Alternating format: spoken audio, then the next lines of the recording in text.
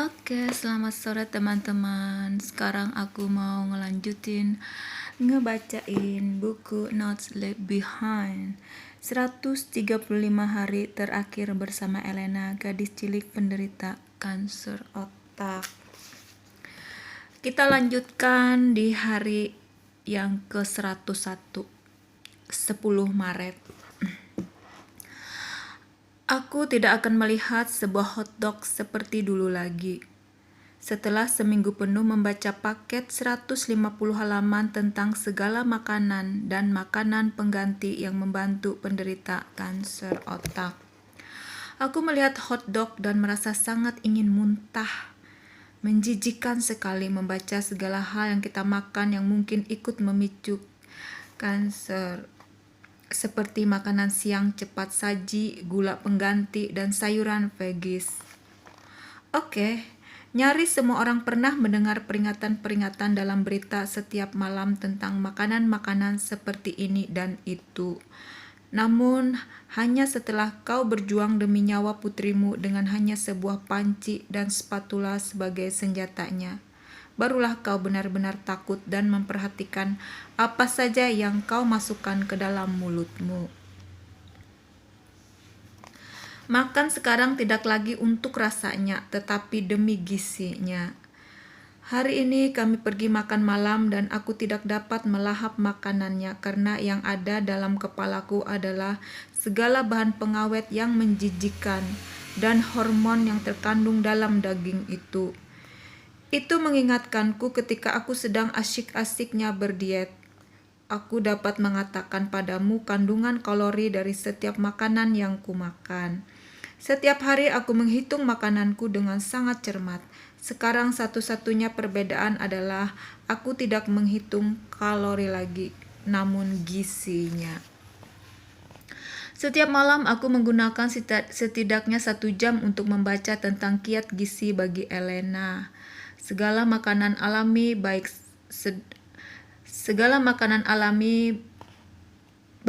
sedangkan daftar makanan bermanfaat tak terbatas. Kayak ini. Segala makanan alami baik, sedangkan daftar makanan bermanfaat tak terbatas. Ada koma anunya. Sekarang usaha untuk makan makanan baik menjadi seni tinggi. Nasi dan sayuran dimasak dengan teh hijau untuk kuselipkan lebih banyak ke dalam dietnya.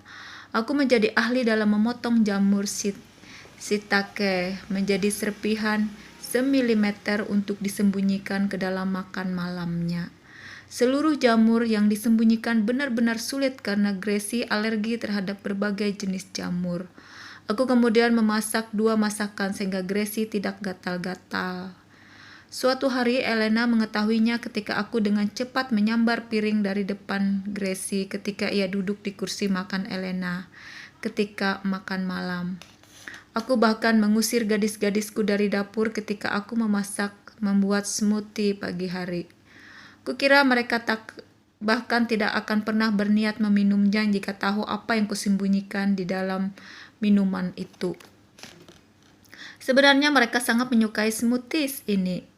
Kukira ini sebenarnya agak mirip seperti makan sosis saja. Kau tidak perlu memikirkan apa yang dimasukkan ke dalamnya selama rasanya enak, lahap saja. Beberapa malam aku merindukan makanan lamaku. Rice, roni, nugget ayam, makanan cepat saji, makanan siang ala anak sekolah, makan malam di luar tanpa curiga menatap menunya dan tidurku. Aku tidak sampai hati meminta para kakek dan nenek mereka untuk mengambil kembali permen-permen yang telah mereka berikan pada cucu-cucu mereka, atau meminta adikku untuk tidak memesan hamburger untuk putrinya karena Elena akan mau juga. Tetapi kemudian aku sadar jika ini adalah satu-satunya peperangan yang kujalani sekarang ini. Aku akan tetap melakukannya. Minggu depan menunya adalah tahu rosemary dengan bawang prai asin dengan bawang putih dan jeruk jeshimo. Hari yang ke-102, 11 Maret. Hari ini adalah awal dari perjalanan impian Elena. Ia ditawari keliling dunia, berenang bersama paus, pergi ke Menara Eiffel dan yang sebenarnya di Paris dan apa saja. Tetapi setelah 2 minggu membicarakannya, yang ia inginkan hanyalah berenang bersama lumba-lumba, dan itu pun atas usulan Gracie. Kukira hal itu memperlihatkan padamu betapa sederhananya impian Elena. Walau aku menyadari nilai kesederhanaan semasa hidupnya, ketika kendali kritis, aku tidak bisa tidak bertanya-tanya apakah konsepnya tentang liburan akan lebih luas daripada sekedar Florida, dengan Grand Canyon di sebelah barat, Paus di sebelah timur, dan masih banyak area yang harus dijelajahi. Apakah ia akan lebih senang jika kami ajak dirinya ke tempat lain? Lagi pula ia sudah pernah ke Disney World. Namun ini adalah perjalanannya, dan sekarang adalah perjalanan yang mudah karena keadaannya. Ia belum pernah berenang bersama lumba-lumba, maka setidaknya ini akan menjadi pengalaman pertamanya. Besok pasti akan menjadi hari yang terbaik dalam hidupnya. Bagi Brooke dan aku, liburan ini memiliki makna yang berbeda. Perjalanan ini memberi kami perasaan ragu dan sendu yang disertai dengan keletihan yang murni. Aku sadar keadaanku terlalu letih untuk tidur dan terlalu lapar untuk makan. Tetapi bukannya aku mencari kue dan bantalku, aku bahkan sangat merindukan keadaan Elena yang sehat, sehingga aku dapat benar-benar beristirahat. Saat yang dapat ku hentikan mengalaminya setiap detik, namun kenyataannya aku hidup di dalamnya. Perjalanan kami ke Orlando benar-benar penting karena ini adalah liburan terencana terakhir kami dalam masa mendatang yang dapat kami bayangkan. Pre-cancer ini bukan sesuatu yang khusus. Rasanya kami belum pernah puas berlibur dan tidak pernah merencanakan liburan lebih dari 3 bulan sebelumnya. Tetapi sekarang dengan kemungkinan ini sebagai liburan terakhir bagi Elena, aku begitu khawatir sehingga tidak ingin memulainya. Lagi pula jika kami tidak pernah memulainya, artinya juga tidak akan pernah berakhir, bukan? 2 minggu yang lalu, Brooke dan aku menyadari hal ini ketika kami berdiri di atas peron di stasiun kereta api di Disney World untuk terakhir kalinya sebelum meninggalkan taman itu dan pulang. Di sana kami menyadari bahwa tidak mungkin menghentikan waktu betapapun kami mencintai anak-anak kami. Kau membuat foto, mengeringkan air mata, mengenang masa itu dan berharap kau tidak pernah melupakannya. Tetapi pada akhir hari kau menatap ke depan, lalu berhenti berpikir dan melanjutkan perjuangan karena itu adalah satu-satunya jalan untuk selamat. Begitulah adanya jika kau bertarung menghadapi penyakit yang mematikan. Kau berjuang untuk masa sekarang dan tidak pernah berhenti untuk merasakan ketakutan yang tidak pernah dimengerti orang lain. Kemudian besok, kau mulai lagi. Ini adalah jenis keletihan yang tidak akan membiarkanmu beristirahat dan suatu perasaan yang tidak akan pernah kau lupakan. Kali ini aku ingin liburan ini sempurna. Sejauh ini memang begitu. Tidak seorang pun mengerutkan dahi. Tidak ada yang menangis. Tidak ada yang ketinggalan momen. Ini adalah misi yang sangat sulit, namun misi yang tidak boleh gagal. Hidup adalah kehidupan dan aku tahu itu. Kehidupan berisi yang baik dan yang buruk. Kehidupan adalah hari ini. Kami akan hidup ketika di rumah. Kami juga akan hidup ketika kami di Orlando. Yang penting bukan di masa kau hidup. Yang penting bukan di mana kau hidup, tetapi bagaimana kau hidup. Bagi kami hidup adalah setiap menit, hingga akhirnya kami tertidur di depan komputer atau di kaki tempat tidurnya. Kami dapat melakukan keduanya di Orlando seperti juga di sini. Datanglah lumba-lumba itu.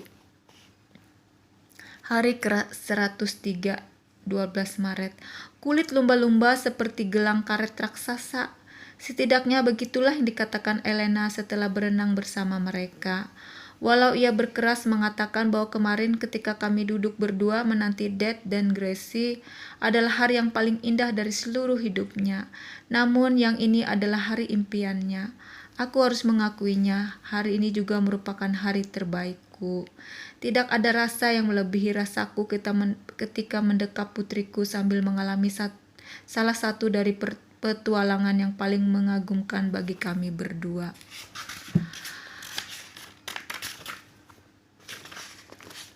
Hari ini dimulai dengan mengantri untuk membeli karcis kami sementara Elena terus-menerus bertanya, "Sudah boleh pergi?" Kukira suara itu terdengar lebih keras hari ini. Kemudian ketika menunggu juru foto untuk mengambil gambar kami, "Sudah boleh pergi?" Kemudian ketika mereka membawa kami menjelajah taman, "Sudah boleh pergi?" Kami sedang mengepas pakaian selam dan masker, "Sudah boleh pergi?" Ketika kami akhirnya tiba di tepi tebing karang dengan peralatan menyelam di tangan dan melangkahkan kaki kami ke dalam air, Elena menjerit, "Aku tidak mau pergi." Air itu sangat dingin, 22 derajat Celcius bahkan bagi orang-orang Ohio yang berkulit putih pucat pada waktu liburan musim semi. Maka setelah kira-kira 5 menit Elena merengek bahwa ia bakalan mati beku. Akhirnya ia terbiasa dengan suhu tersebut dan menemukan topik untuk dikeluhkan. "Aku tidak mau ikan itu menyentuhku." Kubayangkan sekarang bukan waktunya untuk mengingatkan dirinya bahwa ia berjarak 3 jam jauhnya dari tersentuh ikan seberat 400 pon itu. Setelah 10 menit meyakinkannya, kami bersnorkel dalam kedalaman 2 kaki di area berpasir untuk melihat ikan-ikan minnow kecil sepanjang 2 inci. 15 menit kemudian kami mengapung, lalu berlutut di lantai laut. Ketika kami berusaha menyelam lebih dalam, aku yakin bersebelahan dengan 2 orang gadis kecil yang mencambuki dan menjerit-jerit ketika menunggangi punggung Kate sementara aku berusaha keras berenang pada kedalaman 15 kaki tanpa jaket pengaman. Tetapi kemudian keajaiban terjadi ketika Elena tiba-tiba menjadi ratu snorkel. Bahkan ketika ia melihat ikan stingray, aku dapat mendengar jeritan tertahan di dalam snorkelnya. Tetapi kepalanya tetap menunduk dan berenang menuju arah yang berlawanan. Sedangkan aku sebaliknya, begitu melihat stingray, aku melepas snorkelku dan berenang ke tempat yang lebih dangkal dengan panik. Elena telah kembali ke elemennya. Di tenis, Elena akan berenang berjam-jam tanpa lelah dan sekarang ia begitu kuat seperti dulu. Setelah makan siang sedikit dan Gracie menikmati alunan musik reggae sambil makan siang prasmanan, kami berangkat menemui lumba-lumba. Sayangnya Gracie belum cukup umur untuk diperbolehkan berenang di sini, maka kali ini hanya Elena dan Mom. Ketika kami menguji airnya karena rasanya masih sedingin 22 derajat Celcius lagi. Tidak sehangat yang kau kira. Sejumlah lumba-lumba itu mulai berenang-renang dan memercikan air laut. Kemudian Elena berkata, "Lihat, betapa gembiranya mereka. Mereka pasti tahu bahwa aku menyukai lumba-lumba sehingga mereka begitu senang melihatku." Pelatih-pelatih itu menceritakan kepada kami sedikit tentang lumba-lumba itu, sementara Elena mengabaikannya dan memekik kegirangan ketika ia berhasil mengusap seekor lumba-lumba, Coral dan Roxy. Kemudian kami harus menunggangi lumba-lumba itu, dan anehnya Elena tidak takut sama sekali.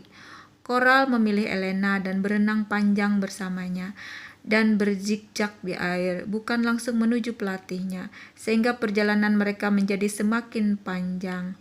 Elena menyukainya. Ketika kami telah selesai, baru kamu sadar bahwa Kate dan Gracie sudah menghilang. Tampaknya Gracie harus ke kamar mandi tepat ketika lumba-lumba itu mulai beraksi. Jelas Dad agak kecewa. Untunglah mereka memiliki rekaman video yang merekam segala kegiatan mereka dengan bayaran $50 ditambah pajak. Malam itu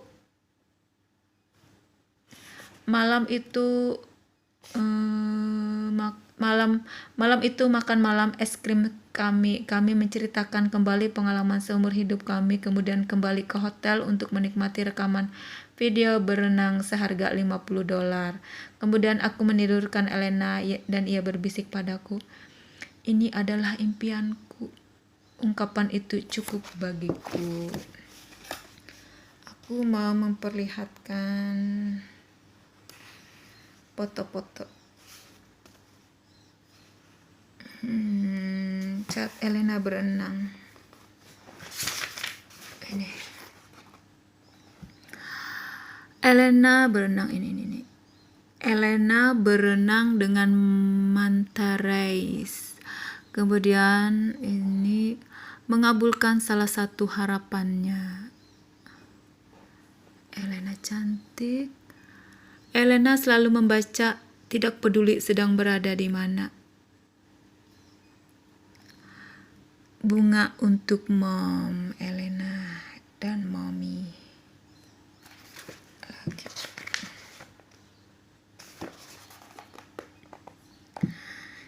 Elena dan Gracie di Disney World berjalan-jalan di Opryland Hotel. Elena menjalani check up di kursi roda. Elena dan Gracie di rumah bermain yang mereka bantu mengecatnya. Elena dan Gracie. Itu. Oke, kita lanjut ke bab 3. Kehidupan kami setelah progresi. Kita lanjut. Hari ke-106, 15 Maret. Mereka mengatakan bahwa penyakit Elena tidak akan berubah. Para dokter mengatakan bahwa ketika Elena mengalami kehilangan suara dan kesulitan berjalan itu akan terus begitu dan tetap.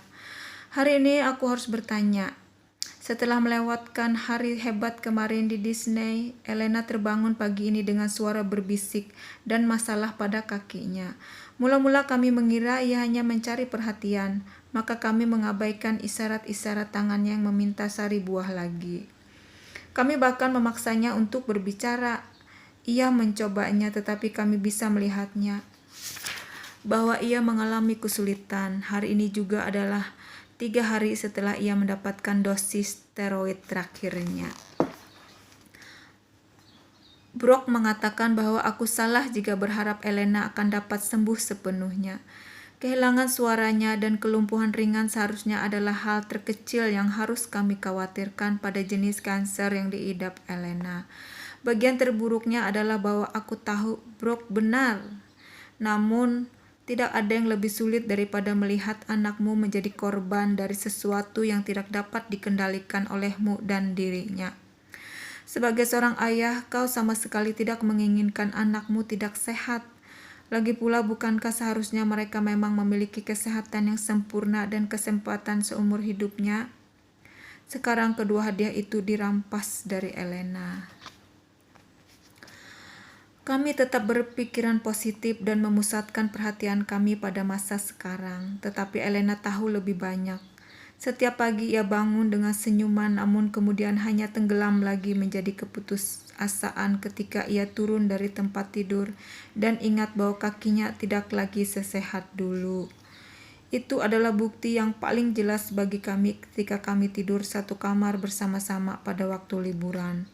Kami melihat reaksinya terhadap kesulitan itu. Ketika ia berpaling pada kami dan mencoba mengucapkan selamat pagi, senyumannya dengan cepat berubah menjadi kesedihan karena ia hanya mampu mempantomimkan salam selamat paginya, sedangkan kami tidak dapat mengerti. Sejak itu, yang dirasakannya hanyalah keputusasaan dan kekecewaan ketika ia mencoba sarapan, mencoba mengatakan pada kami apa yang ingin dikenakannya dan apa yang ingin dilakukannya. Pada waktu makan siang, ia mencoba namun menjadi lebih buruk dan marah. Pada waktu makan malam, ia hampir tidak mampu makan dan hanya ingin tidur. Bukan karena ia tidak mampu makan, tetapi karena ia tidak mau berusaha lagi.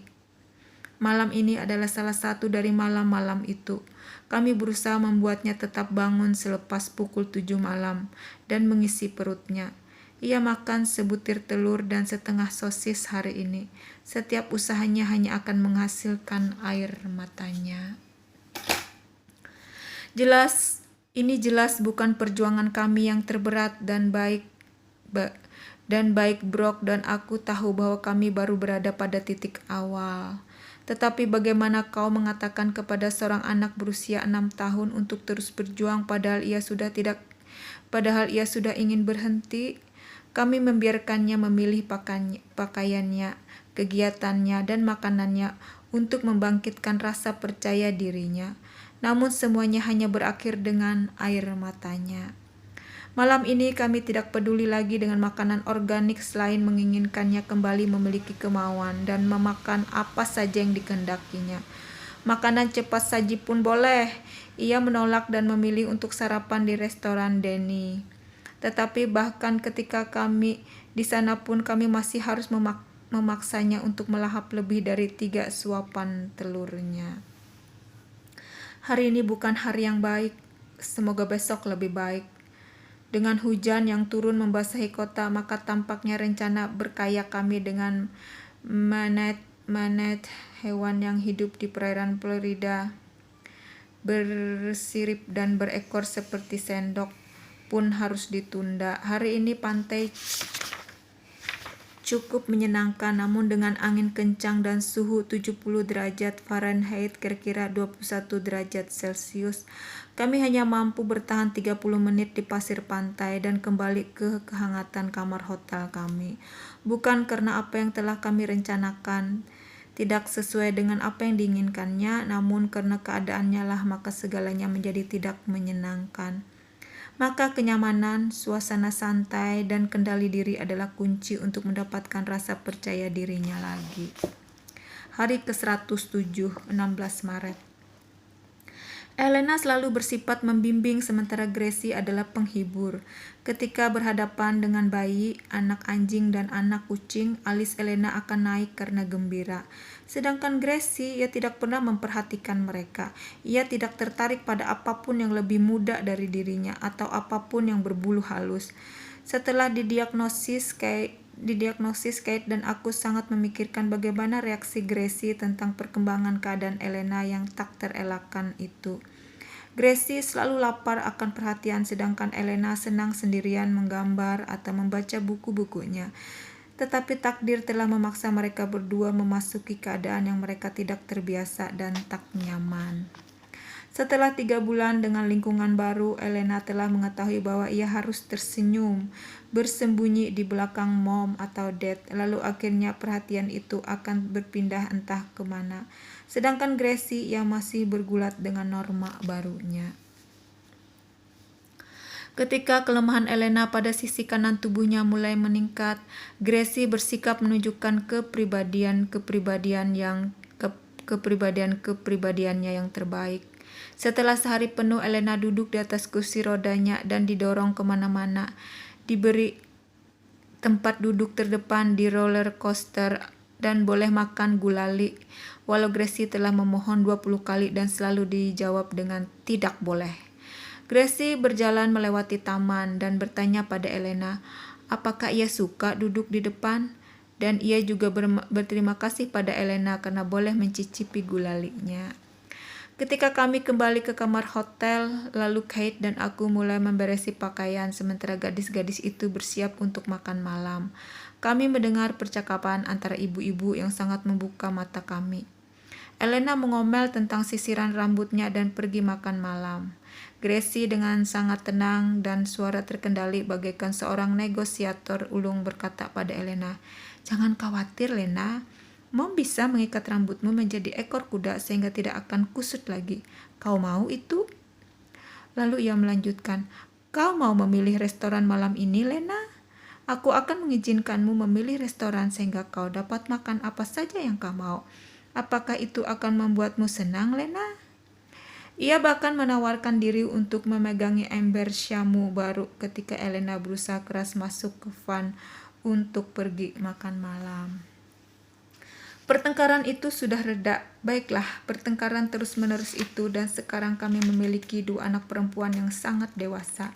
Kami selalu melihat Gracie dan mengira apakah Gracie akan tumbuh dewasa dengan sikapnya yang nakal dan tawa yang menularnya itu.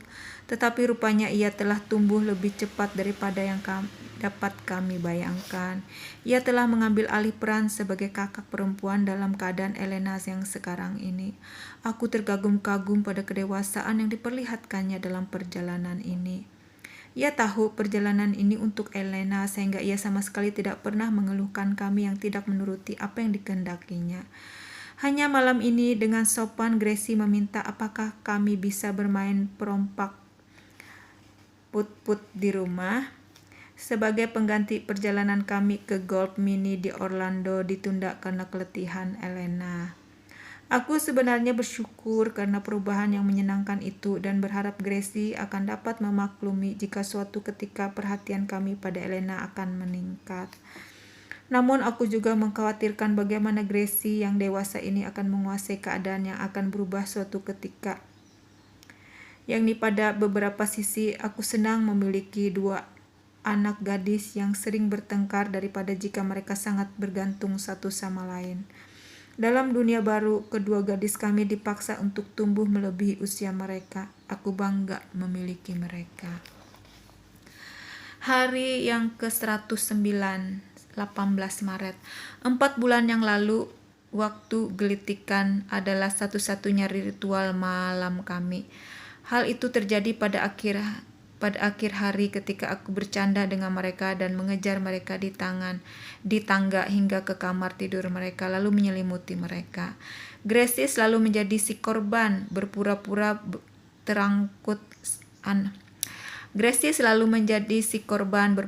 tersangkut anak tangga sehingga ia akan tertangkap lebih dulu dan mendapatkan gelitikan paling banyak.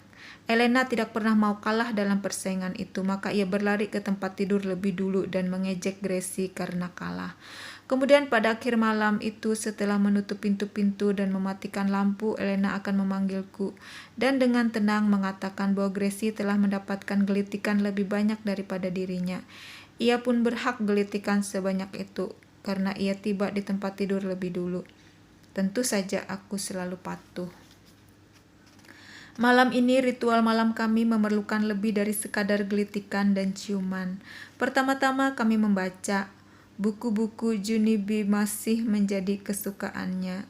Selama Mom yang membaca buku-buku Junie B masih menjadi kesukaannya selama Mom yang membaca. Ia selalu memiliki suara khas bagi setiap tokoh, sementara Dad menggunakan terlalu banyak suara baritonnya dalam bercerita. Lalu kewajibanku sekarang adalah memijiti kakinya. Kukira aku tidak membutuhkan aksen khusus untuk tugas ini. Tentu saja, kami tidak boleh melupakan Gracie, maka aku juga harus memijiti dua kaki lagi. Aku sedang menunggu Brock meminta dipijitin juga. Lalu ada air suci. Untuk bulan pertama air datang di dalam sebuah galon karena aku tidak pernah menjadi orang yang paling beragama di sekitarku. Aku tidak hanya bisa percaya bahwa air ini juga akan memiliki pengaruh. Dengan 4 jenis air suci dari berbagai tempat, aku bahkan tidak memiliki pengalaman apapun tentang agama. Sedangkan kami sekarang memiliki sekumpulan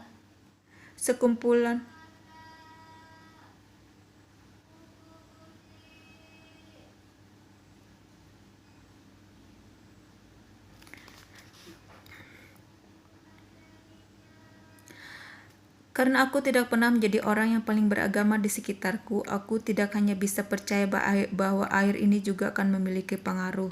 Dengan 4 jenis air suci dari berbagai tempat, aku bahkan tidak memiliki pengalaman apapun tentang agama, sedangkan kami sekarang memiliki sekumpulan air suci untuk dipilih. Maka kami menggunakan secara bergantian dari botol yang satu ke botol yang lainnya. Lalu kadang-kadang kami gunakan semua jenis, tergantung pada perasaannya sepanjang hari itu dan keadaan perasaan kami. Bagaimana menggunakannya aku pun tidak tahu sama sekali, tetapi mungkin yang terbaik adalah pada bagian yang terdekat dengan tumor itu, di bagian belakang lehernya. Malam ini untuk pertama kalinya Gracie melihatnya dan sekarang ia juga minta 1 dosis air suci pada bagian belakang lehernya. Aku bertanya-tanya kapan ia juga akan minta kemoterapi seperti Elena. Yang terakhir namun bukan yang remeh adalah waktu gelitikan. Seperti biasanya Elena tiba lebih dulu di tempat tidur. Sedangkan Gracie masih terjatuh di lantai sehingga ia tertangkap lebih dulu. Aku sering bertanya-tanya apakah ini merupakan perawatan terbaik bagi penderita kanker. Aku tahu ini adalah satu hal yang tidak pernah kulupakan. Kau tahu, sebuah terapi yang berhasil seharusnya lebih dari sekadar mengobati tumor itu. Seharusnya juga merawat pasiennya. Tidak ada yang dapat membuat Elena tersenyum lebar selain 1 dosis waktu gelitikan. Tentu saja, terapi itu juga membuatku tersenyum ketika aku mengerjakannya lagi. Maaf, Gracie, Elena duluan ya. Oke, hari yang ke-110 akan dilanjutkan di video selanjutnya. God bless you.